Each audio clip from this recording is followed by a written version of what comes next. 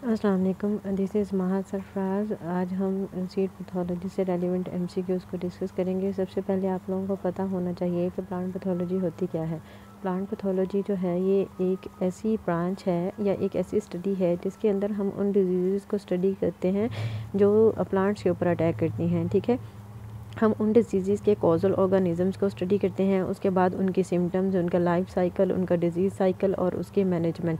Seed pathology भी उसी से रेलिवेंट है कि उन डिजीज़ को स्टडी करना जो डिजीज़ के ऊपर जो सीड्स के ऊपर अटैक करती हैं। ठीक है, उनका कॉजल ऑर्गेनिज़म, उनके सिम्टम्स, उनकी लाइफ साइकिल, उनका डिजीज़ साइकिल और उनकी मैनेजमेंट को डिस्कस करना। ठीक है, सीड पैथोलॉजी इसी से रेलिवेंट है।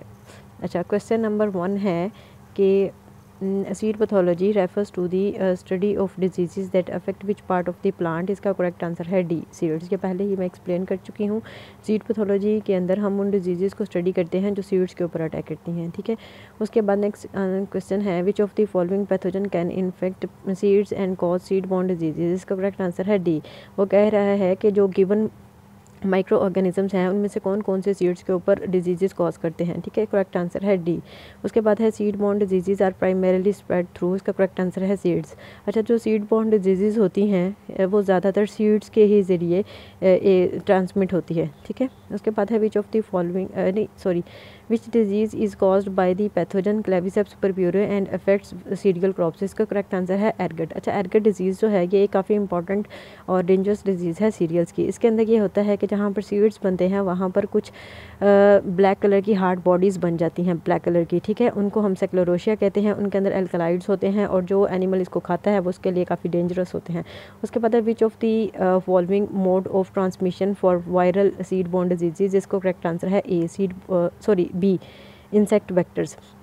अच्छा, मुझसे इंटरव्यू में क्वेश्चन पूछा था उन्होंने कि जो CLCV है, कॉटन लीफ कर्ल वायरस, उसका इंसेक्ट वेक्टर कौन सा है, तो वो है वाइट फ्लाई।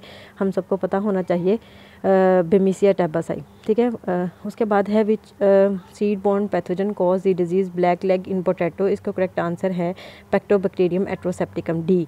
उसके बाद है which seed borne pathogen cause the seed covered smut in barley. इसका करेक्ट आंसर है बी, यूस्टिलागा होडाई। अच्छा, जब हम हुडी लेते हैं तो हम अपने हेड को कवर करते हैं ना हुडी से, तो इस तरह से याद कर सकते हैं आप। उसके बाद है the spread of seed borne pathogens in cereal crops can be minimised by. इसका करेक्ट आंसर है ए। ठीक है, utilising certified seed disease free seeds. उसके बाद है which seed borne pathogen cause disease known as common bunt in wheat. इसका correct answer है B, Tilletia tritici. ठीक है, अगर हम डिजीज़ का जो ए है, जो पहला क्वेश्चन है उसमें ये है कि अगर हम सर्टिफाइड सीड्स यूज़ करेंगे तो डिजीज़ के आने के चांसेस कम होते हैं। ठीक है, नॉर्मली यही होता है in most of the cases. ठीक है, उसके बाद नेक्स्ट क्वेश्चन हम डिस्कस करते हैं which seed borne pathogen cause the disease known as damping off in seedlings. इसका करेक्ट आंसर है पिथियम अल्टीमम। ठीक है, बी। इसके अंदर ये होता है डैम्पिंग ऑफ के अंदर जो प्लांट है वो ज़मीन पे गिर जाता है। उसके बाद है which disease is commonly caused by seed borne pathogen Fusarium oxysporum. Fusarium oxysporum की वजह से विल्ट की डिजीज़ होती हैं, आप लोगों को पता होना चाहिए। ठीक है, उसके बाद है which of the following seed borne disease affects tomato and is caused by the bacterium Clavibacter michiganensis specialis michiganensis. इसका जो आंसर है वो है बी, बैक्टीरियल कैंकर। उसके बाद है anthracnose, a fungal disease affecting various crops is caused by species of the fungus. इसका answer है क्लिटोट्राइकम। अच्छा, एक क्लिटोट्राइकम फलकैटन भी तो है, वो उसकी वजह से red rot of sugarcane होता है। उसके बाद है which of the following techniques is used to detect pathogen in seeds. इसका करेक्ट आंसर है ए, सी। ठीक है, उसके बाद है which of the following is a major concern associated with seed borne disease. इसका है करेक्ट आंसर डी, यानी कि जब भी सीड बॉर्न डिजीज़ का अटैक होता है तो उसकी वजह से यील्ड भी कम हो जाती है, प्रोडक्शन, और उसके अलावा कॉस्ट ऑफ प्रोडक्शन भी ज़्यादा हो जाती है, और उसकी वजह से जो सीड होते हैं मार्केट वैल्यू उनकी कम हो जाती है। ठीक है, उसके अलावा आप लोगों ने PCR और अलाइज़ा का देख लेना है कि फुल फॉर्म क्या है। ये भी अक्सर पेपर के अंदर भी और इंटरव्यूज़ के अंदर भी पूछा जाता है। ठीक है, PCR होता है पॉलीमरेज चेन रिएक्शन, और अलाइज़ा के भी आप लोग देख लें, एंजाइम लिंक्ड इम्यूनोसॉर्बेंट, ऐसे।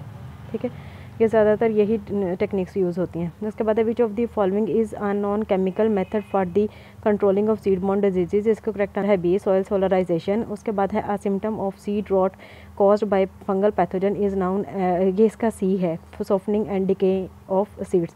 सीड्स के वजह से क्या आता है ज़्यादातर सॉफ्टनिंग सीड रॉट में, ठीक है, जो डिजीज़ है ना उसके अंदर सीड्स की सॉफ्टनिंग हो जाती है और डिके हो जाता है। आगे है which of the following seed treatment involves exposing seeds to high temperature to eliminate pathogen. जिसका करेक्ट आंसर है हॉट वाटर ट्रीटमेंट। उसके बाद है the common black scurf disease affecting potato tubers is caused by the pathogen by the fungus. इसका correct answer है A, Rhizoctonia सोलानाई।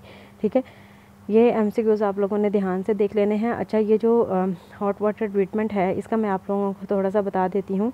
Hot water treatment के अंदर हम यूँ करते हैं कि जो सीड्स हैं उनको तकरीबन 50 to 60 डिग्री सेंटीग्रेड टेम्परेचर वाले पानी के अंदर हम डाल देते हैं तकरीबन 10 to 15 मिनट्स के लिए। बाद में हम निकाल लेते हैं और इस तरह सीड ट्रीटमेंट हो जाती है। ठीक है, आज के लिए इतना ही था। Thank you so much. अल्लाह हाफिज़।